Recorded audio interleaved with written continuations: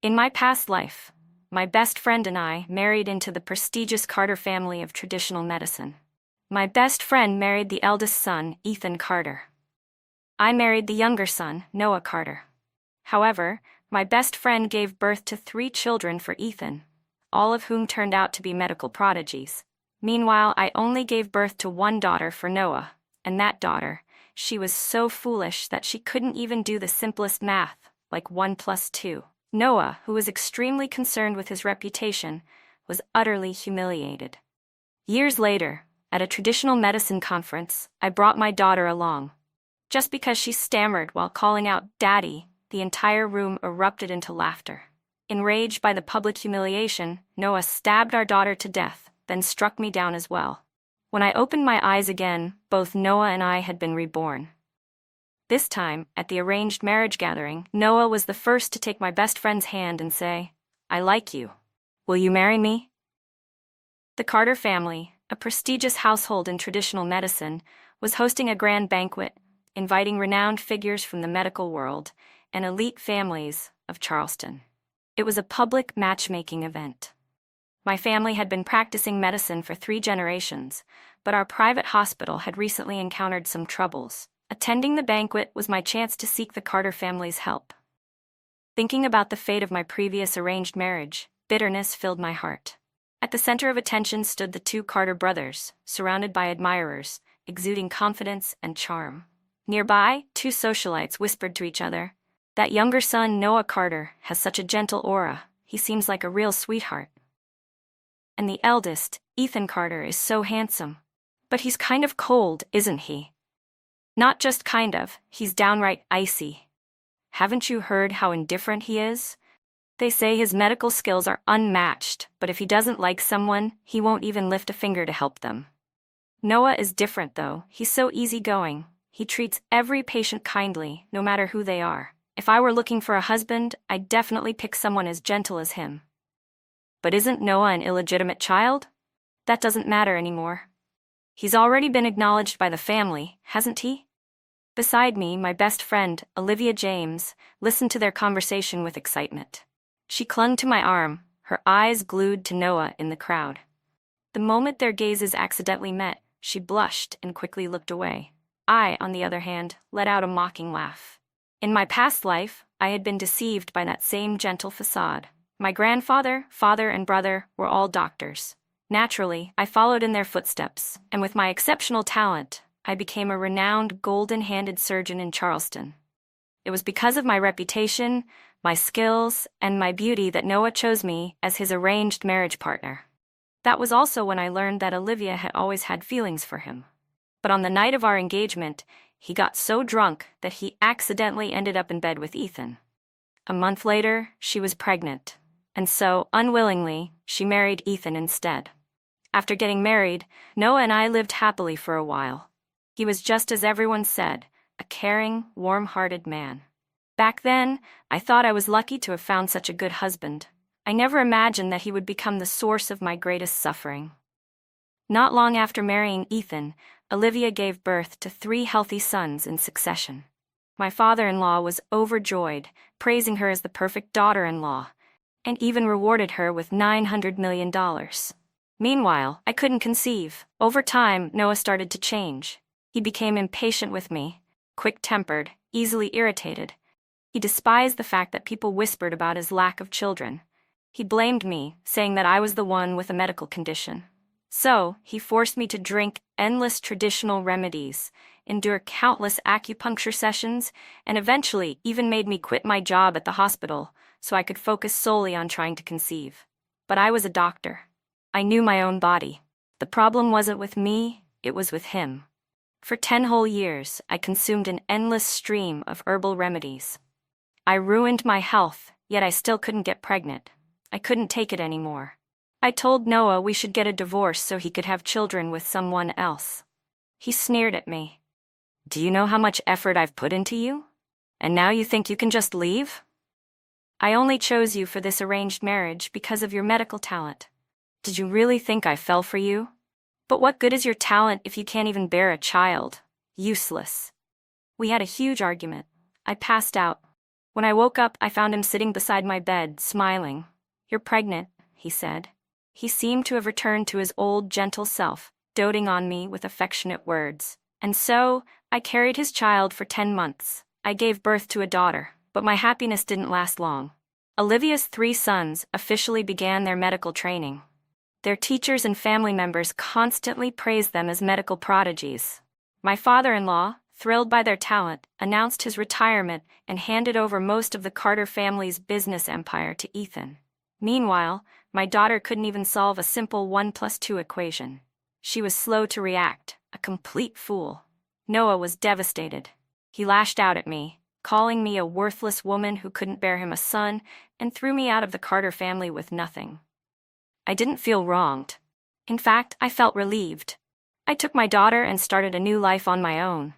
But at a medical conference, my daughter stammered out a single word: "Daddy."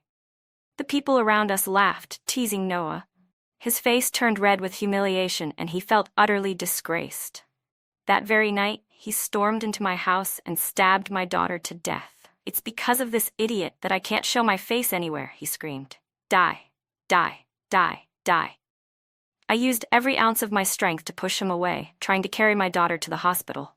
But Noah had lost his mind completely. His face twisted with rage, and he attacked me from behind.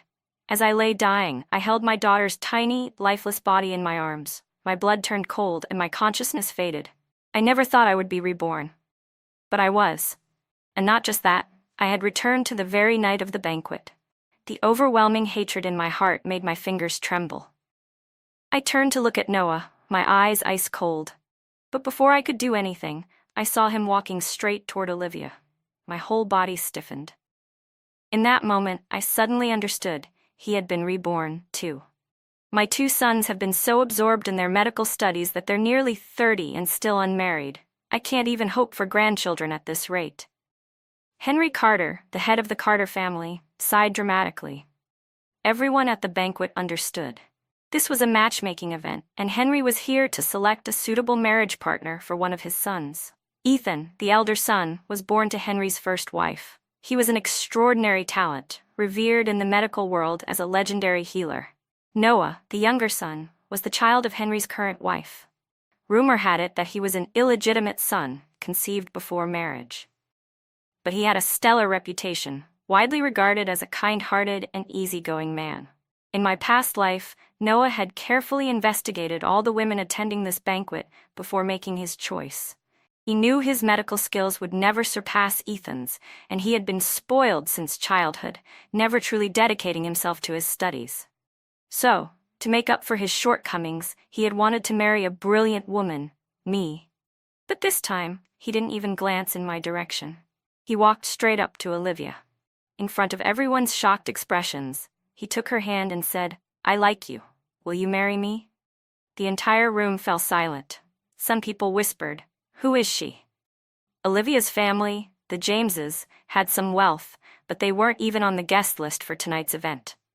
She had begged me to bring her along, and I hadn't thought much of it at the time. After all, these arranged marriages were usually between families of equal status. At most, I thought she would just watch the excitement from the sidelines. Henry frowned and asked, "Are you sure about this?" Noah smiled and nodded. "I've liked Olivia for a long time. I'm using tonight as an opportunity to confess and propose to her." As he spoke, he gazed at Olivia with an affectionate expression. Overjoyed, Olivia didn't hesitate for even a second. "Yes, I'll marry you," she replied eagerly. At that moment, Noah glanced at me just for an instant. But in that fleeting look, I saw it all. Contempt, disdain, utter rejection. It was as if he was looking at a piece of trash.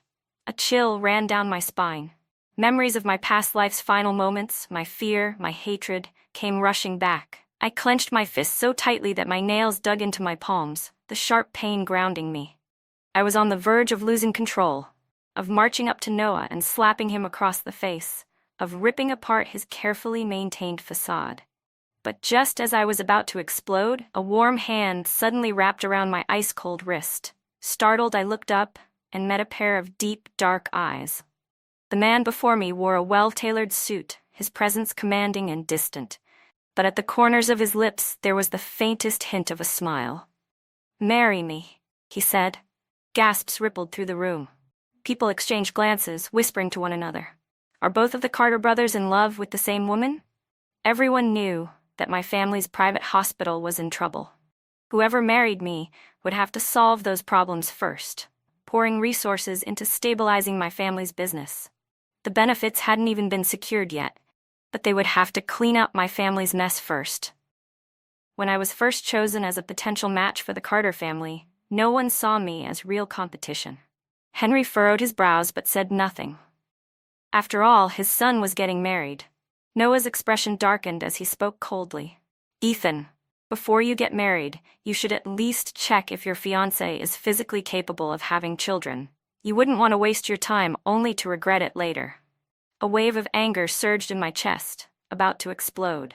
But before I could react, Ethan gently took my hand and responded in a calm, indifferent tone. Who I marry is none of your concern, Noah. You should worry about your own choice. Besides, I'm marrying her because I like her, not because of her ability to bear children. Noah's face froze. The implication in Ethan's words was clear. He was mocking Noah for choosing a wife purely for the sake of childbirth. Noah's mother quickly forced a smile, trying to smooth things over. Ethan, your brother's just looking out for you. But since both of you have chosen your partners, and they're willing, let's set a date and make it official. Henry Carter said nothing, but did not object to his son's decisions either. The guests sighed, exchanging glances before finding excuses to leave. As Olivia left, she glanced at me and scoffed. Ethan, I admit this woman is beautiful, but there are plenty of pretty faces out there. Don't let a moment of impulse cost you your future. You'll soon realize she's all looks and no substance. You'll regret it. When I returned home, my parents had already heard the news. After months of stress over the hospital crisis, they finally relaxed a little. Both our family and the Carters began actively preparing for the wedding while discussing how to balance our mutual interests. The day before Noah's wedding, Olivia came to see me. She was glowing with happiness, but the moment she saw me, she seemed a bit uneasy. Tanya, that night, when Noah confessed to me, I was caught off guard. That's why I didn't speak up for you right away. I really love him. He promised he'd give me the best life possible. She hesitated for a moment before lowering her voice. I've heard that his brother is cold and ruthless. I think Ethan only chose to marry you so he could take over your family's hospital. You should reconsider this marriage carefully. I looked at Olivia's self-righteous expression and sneered internally. Before marriage, she had indeed been my best friend. But after marriage, she had only ever watched me suffer from the sidelines, laughing at my misfortune. In my past life, she had also tried to convince me that Noah didn't love me, urging me to marry someone who truly cared for me. Then, when I was drowning in pain from Noah's abuse, she had smiled and said, "See? I told you so."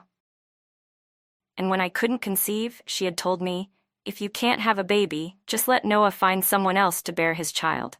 You can always raise it as your own, that way you won't have to suffer." Olivia, I hope that if you ever go through what I endured in my last life, you'll still be able to speak such righteous words. Olivia had been eagerly anticipating a grand wedding, dreaming of making a spectacular entrance into high society. But to her surprise, Noah had no intention of hosting an extravagant ceremony. He kept it painfully simple, booking a few tables at a hotel for a small, intimate gathering with close family and friends. There were a few floral arrangements, a hired officiant, and that was it. Olivia was so upset she cried, feeling utterly humiliated. Noah, however, gently comforted her, saying, "My father doesn't like excessive displays of wealth. Once we have a child, he'll make it up to us with a grand celebration." Hearing this, I almost laughed. Olivia's family wasn't even considered part of the true elite in Charleston. The only reason Noah had chosen her was because in my past life, she had given birth to 3 genius sons. But Noah was vain. He had always felt insecure about marrying someone beneath his status, which was why he refused to host a lavish wedding. Did the Carter family lack the money for a grand wedding? Of course not. But Olivia was naive enough to believe his lies. I had experienced his sweet words before. In my past life, I had foolishly believed that Noah married me out of love. I had thought his kindness toward me was sincere. But within 3 years of failing to conceive, he changed completely. On the day of my wedding, Ethan held a grand ceremony at the Carter family's private estate, inviting countless elite families from Charleston. Dressed in a crisp white suit, he stood tall and elegant, his usually cold and distant expression tinged with rare joy. As the guests cheered, he wrapped an arm around my waist and lifted my veil, tilting his head to kiss me. "Happy wedding day, my wife," he murmured. I felt my face heat up, my heart pounding wildly. Wasn't Ethan supposed to be cold and unapproachable? Then why did the man before me seem so different from what everyone had said? I recalled that, in my past life, Ethan had rarely appeared at family gatherings with Olivia. He was always distant and indifferent, spending his days immersed in traditional medicine, either working at the hospital or staying in his private apartment. Meanwhile, Olivia had done nothing but mock me, constantly complaining that Ethan was nothing more than a workaholic robot. After the wedding, Ethan took me to live in an apartment outside the Carter estate. I was surprised. "We're not going to live with your parents at the family home?" In my past life, Noah had insisted on living with his parents, claiming it was his duty to care for them, and that he couldn't bear to let the elders be lonely. Ethan loosened his tie slightly and replied casually, "If we lived with them, how would we ever have time to enjoy our married life?" My face heated up. I didn't know how to respond to that. But before I could say anything, Ethan suddenly lifted me into his arms and carried me into the bedroom. When I woke up the next morning, the housekeeper informed me that Ethan had already left on a business trip to treat a patient. I looked at the message he had sent on my phone, feeling a strange sense of emptiness. So, he really was a workaholic. People in high society constantly gossiped that Olivia was Noah's true love. The media portrayed them as the perfect couple. Noah doted on Olivia, spending money on endless health supplements for her, defending her against his own mother, and practically spoiling her in every way possible. He was even called the ideal husband by the press. Meanwhile, for some reason, rumors about me began circulating at the hospital where I worked.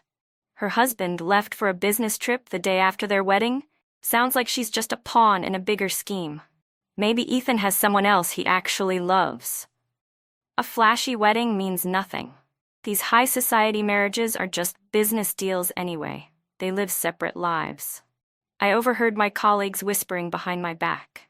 And it wasn't just the hospital. The media went even further, publishing scandalous headlines like "Heir of the Carter family forced into a loveless marriage," and "Newlywed Ethan Carter avoids home, prefers work over wife." These rumors grew louder until they reached a boiling point at a family gathering.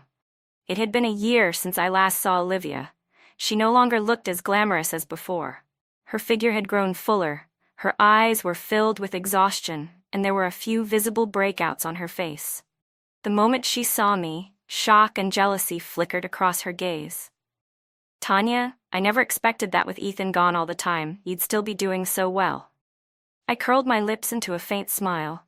"Ethan is away, but he eats well, sleeps well, and takes care of himself. Naturally, I do the same." Olivia's expression faltered for a moment before she quickly turned to Noah, linking her arm through his.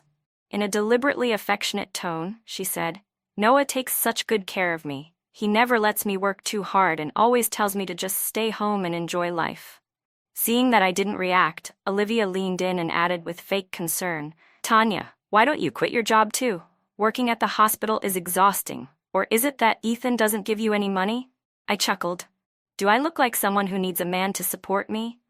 You, of all people, should know my family is wealthy."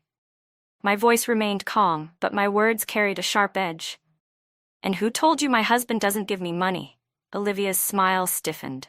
Before she could come up with a response, Noah suddenly interjected, "It seems like you really admire my brother, don't you?"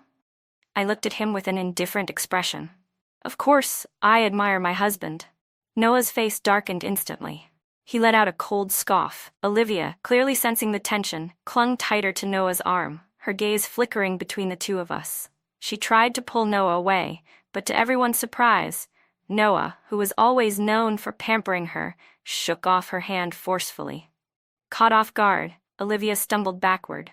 Noah's expression was icy as he said in a low voice, "Tanya, Now that you've married my brother, you think you can look down on everyone else? Do you really believe your position is so secure just because Ethan can solve your family's problems? If he can fix them, I can just as easily destroy them again." I let out a quiet laugh, unwilling to waste any more time with him. I turned to leave. But Noah, for some reason, suddenly grabbed my wrist. "I won't allow you to love anyone else." I struggled against his grip, but before I could break free, a cold, authoritative voice came from the entrance. "Let go of her." Everyone turned toward the doorway. Ethan stood there, his sharp gaze locked onto Noah. His voice was calm, but the command in his tone was undeniable. "Are you seriously putting your hands on my wife?" Noah instinctively loosened his grip. Among everyone in the Carter family, aside from their father, the person Noah feared most was Ethan. Ethan's medical talent was unmatched. He had earned the title of a legendary healer at an early age, and countless people sought his expertise every day. His influence had significantly expanded the Carter family's connections, making him someone no one dared to offend. Noah, whose skills in medicine were mediocre at best, was no exception. It was only after marrying Ethan that I truly understood why Noah had always maintained such a good reputation among outsiders. Because Ethan lived separately, the world saw only the illusion that the Carter brothers had a harmonious relationship. And when people couldn't get Ethan's help, they naturally turned to Noah instead. Noah had always relied on his mother's favoritism and Henry Carter's indulgence of his youngest son. Because of this, Ethan had treated many wealthy and powerful patients on Noah's behalf. Over time, rumors had spread. Ethan was cold and indifferent, while Noah was warm and approachable.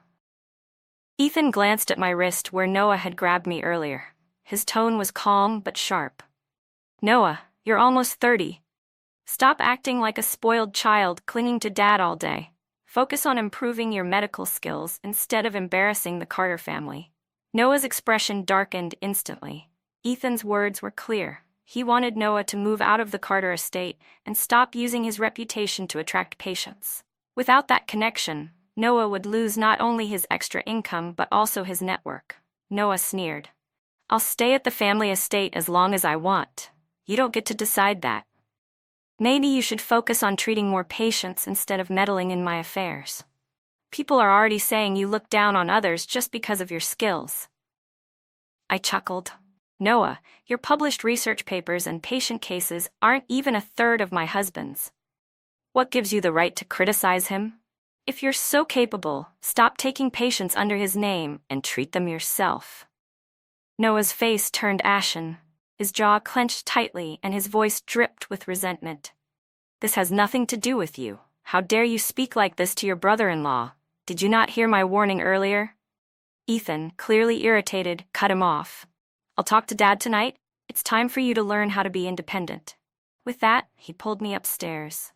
Once we reached our room, Ethan personally examined my wrist, carefully applying ointment where Noah had grabbed me. He stared at my wrist for a while before speaking in a low voice. "The patients I've been treating this past year. Noah was the one who accepted them.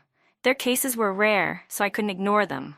But don't worry, I won't leave for such a long time again, and I won't let our family mistreat you." I couldn't help but laugh. People say you're cold and emotionless, but in reality, you're just a big softy. Ethan's lips curled into a rare smile. Then, without warning, he pulled me into his arms and kissed me deeply. Henry Carter eventually ordered Noah to move out of the estate. At the same time, someone leaked details about the incident at the banquet. Soon, the whole elite circle knew that the Carter brothers were not as close as they seemed. It also became public knowledge that Noah had been secretly using Ethan's reputation to attract wealthy patients. With his name tarnished, Noah lost a significant portion of his network and influence. After spending half a month in blissful newlywed life, Ethan and I finally returned to our normal work routines. One day, Olivia suddenly showed up at my door, crying. "Tanya, do you like Noah?" she demanded.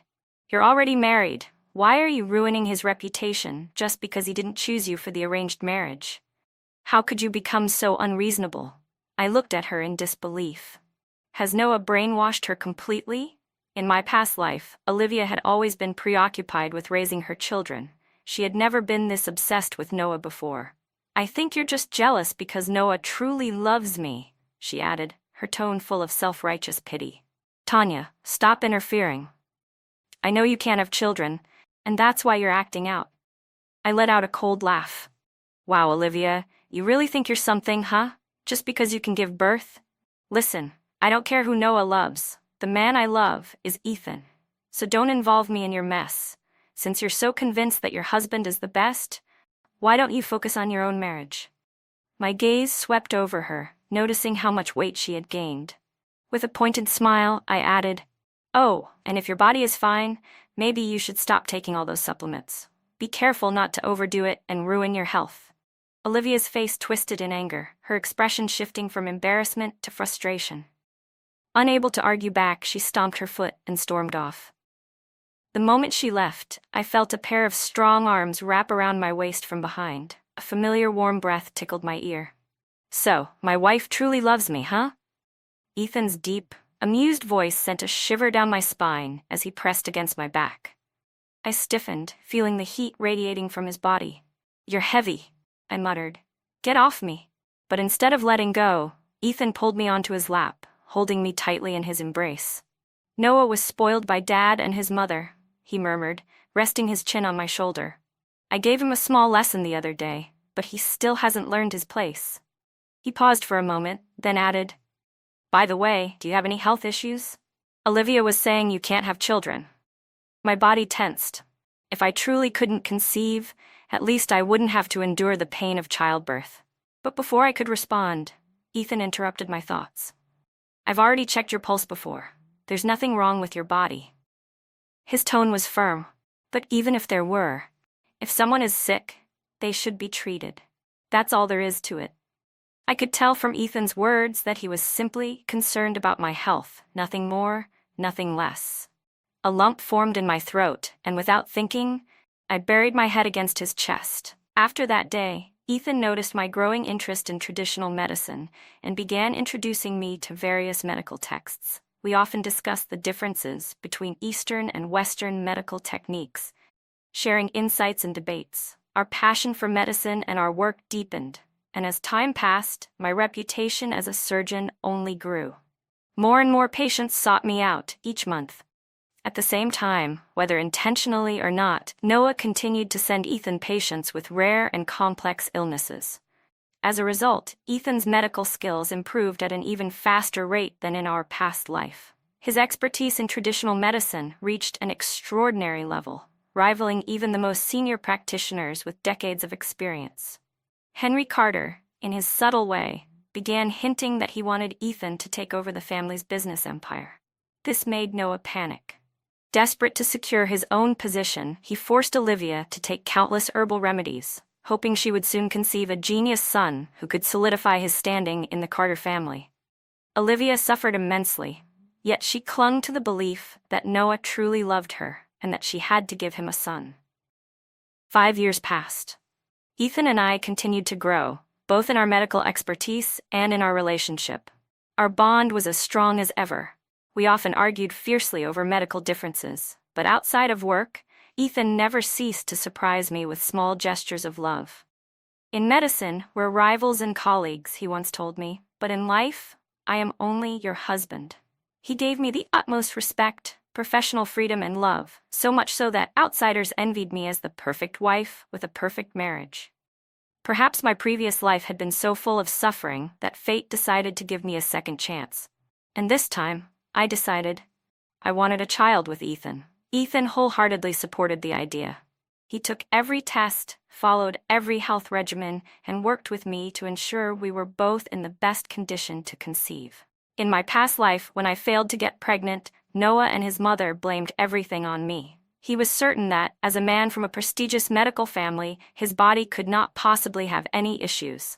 He insisted that my inability to conceive was my own fault. When I finally convinced him to undergo testing with me, the results showed that my body indeed had complications, while his results appeared completely normal. Noah accompanied me to several hospitals, and the diagnosis remained the same. I was the problem. Guilt-ridden and exhausted, I devoted myself to endless treatments, For 10 years, I endured acupuncture, herbal remedies, and every possible method to improve my fertility.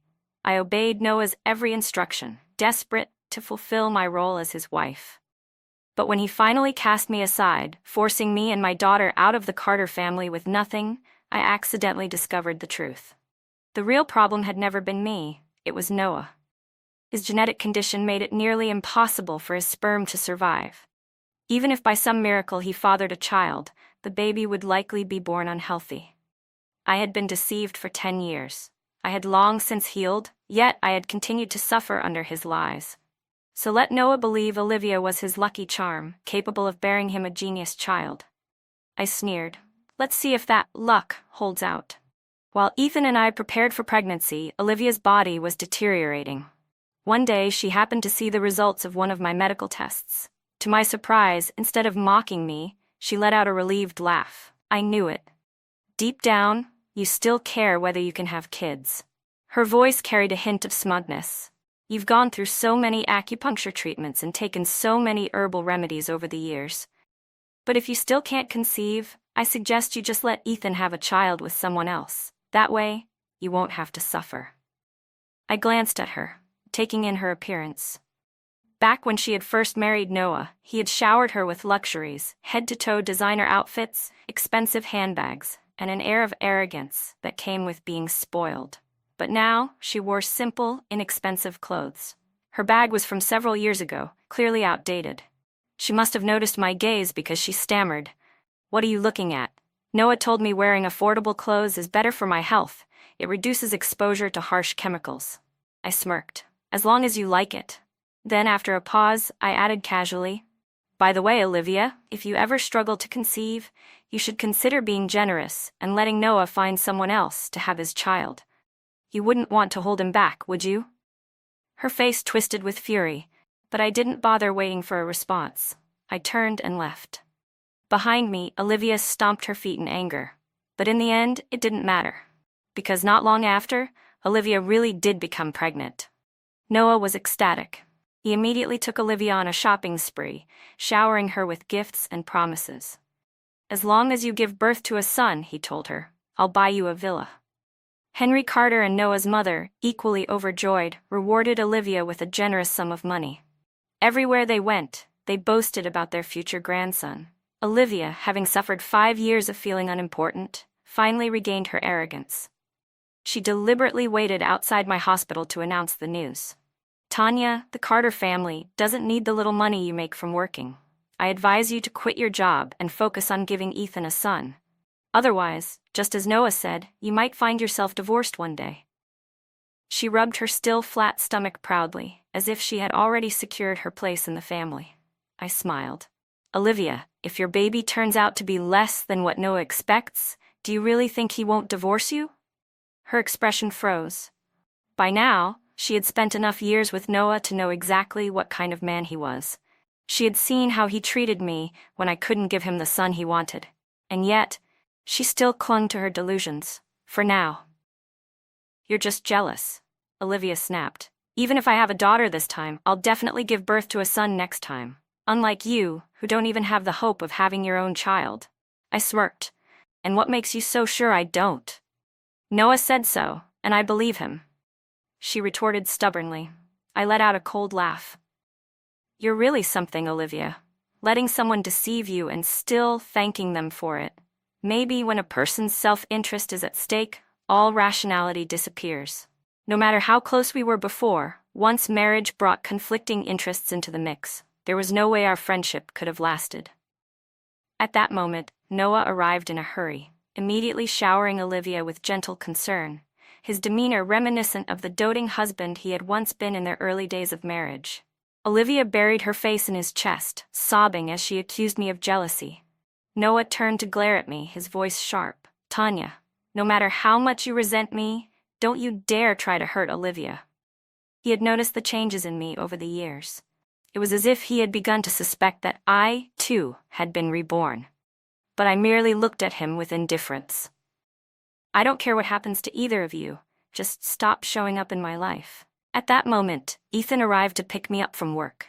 He took one glance at the tense atmosphere before pulling me into his arms, his voice cold as he addressed Olivia. "Stop bothering your sister-in-law."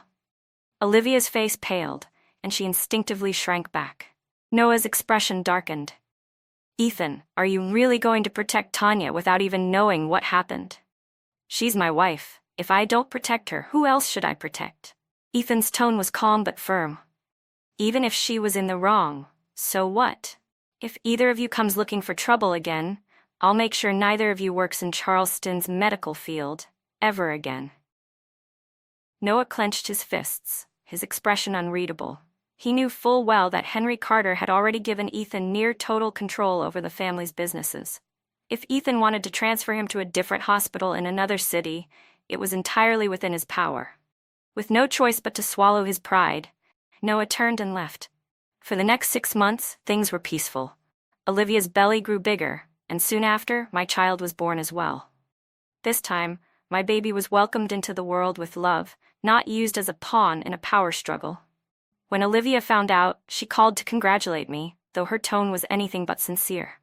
"Tanya, you always said you didn't care, but you sure worked hard for this, huh? It must have been tough these past few years." I remained silent as she continued. "Noah told me you probably won't ever fully recover. Even if you manage to conceive, your child is likely to have health issues." I could hear the mock sympathy in her voice. In the background, Noah's voice sneered, "Why do you even care, Olivia? Whatever Tanya gives birth to, Ethan will still love it." I scoffed. "Noah, if you've been reborn, shouldn't you know exactly why some children are born unhealthy?" The day Olivia went into labor, Noah had already arranged for a VIP suite in the hospital. He had personally ensured that the best obstetricians in the entire facility would handle her delivery. Henry Carter arrived at the hospital in person, bringing along an entourage of Carter family relatives, all eagerly awaiting the birth of the next heir. Henry beamed with pride, patting Noah's shoulder. "Good job, son. Finally, I get to hold my grandson." Noah was beside himself with joy. But when he turned and saw me, his lips curled into a sneer. I ignored him. Moments later, a nurse emerged from the delivery room, cradling the newborn. "Congratulations, it's a boy." Henry burst into laughter. "A grand celebration is in order. We'll throw the most extravagant 100-day banquet for my grandson." Noah trembled with excitement, reaching out to hold his son. But despite his overwhelming joy, he forced himself to remain composed. His voice was slightly unsteady as he asked, "The baby. He's healthy, right? You've checked everything?" The doctor stepped forward, motioning for the nurse to take the baby for further examination. Noah's face froze. His expression turned stiff, unnatural. Henry, however, remained cheerful. "Go on, let them finish the tests quickly. I want to hold my grandson already." But then came the news that struck like a thunderbolt. The doctor returned with a solemn expression. "The baby's responses are delayed. His cerebellum is underdeveloped. There's a strong likelihood that he may suffer from cognitive impairments." The joyous atmosphere in the room instantly shattered. Henry's laughter stopped abruptly, his face stiffening as the realization sank in. Noah, meanwhile, stood in stunned silence, his lips slightly parted as if unable to process what he had just heard. He muttered under his breath, "Why? I chose a different person this time. How is this possible?" Then his expression twisted in horror and disbelief as he let out a furious roar. "No, this isn't possible. How could he not be normal?" Noah's voice trembled. "Did Olivia not take care of herself properly? Or did she fail to protect the baby? Is that why he was born like this?" But the doctor shattered his delusions with a single sentence. "The baby has a genetic defect." Noah's face twisted in horror. "You're lying. This is all because Olivia didn't take care of herself." His voice rose to a hysterical scream. "How could a mentally impaired child be mine? Get rid of him. Send him to an orphanage." A weak, trembling Olivia rushed out of the hospital room, her body still frail from childbirth. "Noah, are you insane? He's your son." She stood protectively in front of the baby, arms spread wide, refusing to let Noah get close. Tears streamed down her face as she cried, "Do you have any idea how much medicine I took? How many injections I endured just to give birth to him? You were the one who kept saying you needed a son, and now that he's here, you're rejecting him just because he's different? Noah, you're a monster." Hatred flickered in her eyes. I lowered my gaze, my emotions conflicted. In my past life, I'd given birth to a daughter. Noah had never even spared her a glance. He only realized she wasn't normal when she turned one. And just like now, he had screamed and demanded she be abandoned, saying she was an embarrassment to him. Back then, Henry Carter had been the only one to stop Noah's madness. Noah fell into a miserable state after that. For months, he avoided family gatherings and refused to visit his son, adamantly denying any connection to the child. Meanwhile, Olivia, still recovering from childbirth, was busy nursing their baby. Yet before she had even fully regained her strength, Noah was already pressuring her to conceive again. This time, he told her, we'll have a healthy son. He forced her to take more medications, undergo more injections, convinced that if they just tried again, they would get the child he wanted. Henry berated him multiple times, but Noah refused to change. And Olivia, perhaps out of love, perhaps out of desperation, chose to obey him. While Olivia endured her suffering, I gave birth to a healthy daughter. The moment the doctor confirmed she was perfectly healthy, tears welled up in my eyes. Ethan gently wiped them away, cradling our daughter in his arms. His voice was soft, full of warmth. "You've worked so hard, I'll be a good father." I watched as he carefully practiced holding her, his large hands surprisingly gentle. He even moved his office work to the hospital room so he could stay close to us. "Pregnancy takes a toll on the body," he murmured as he stroked my hair. "One daughter is more than enough for us." His tone was calm, as if seeking my agreement rather than imposing a decision. My heart warmed at his words. I had heard that he had nearly collapsed from exhaustion while waiting outside the delivery room. Thinking about how much he had focused on our daughter these past few years, I smiled. "Ethan, why are you so good to me? This doesn't even feel like an arranged marriage. It feels like we fell in love and got married out of choice." His ears turned slightly red. He coughed awkwardly and muttered, "I've had my eye on you for a long time. Medicine isn't separated by fields. I always admired your skills in Western medicine." I stifled a laugh.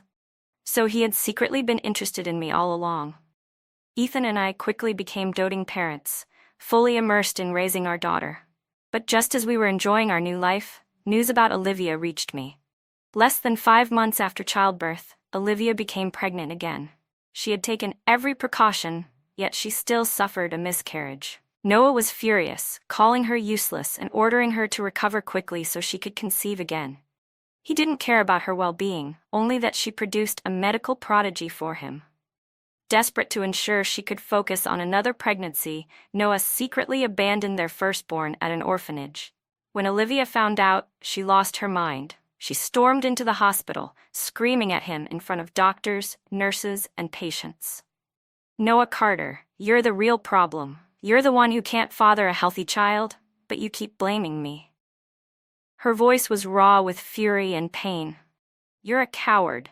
You falsified medical reports to convince me that I was the one with the issue, but the truth is, you have a genetic defect. That's why no matter how many children we have, they'll all be sick." Gasps echoed through the hospital halls. News of their fight spread like wildfire. Soon it wasn't just hospital gossip. Olivia and Noah's divorce became a public scandal, even trending online. Henry Carter, enraged, did everything he could to cover up the disgrace his son had brought upon the family. He arranged for Olivia to receive compensation and full custody of the child, ensuring she left the marriage with some dignity. And just like that, Olivia walked away, her child in her arms, her suffering finally over. Noah, however, was utterly ruined. His reputation was in shambles. Any hopes of securing another high-status marriage were dashed. No one wanted to be associated with him. Desperate, he eventually found a new girlfriend and rushed into marriage. But his curse followed him.